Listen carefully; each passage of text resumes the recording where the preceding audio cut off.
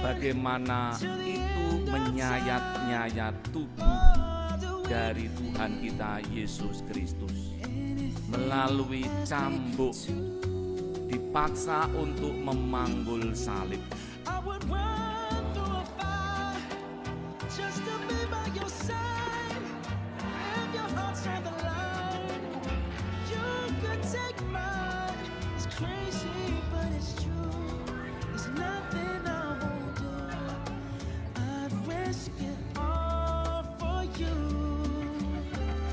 Ketika Tuhan Yesus tidak lagi kuat memanggul salibnya, ia jatuh berkali-kali.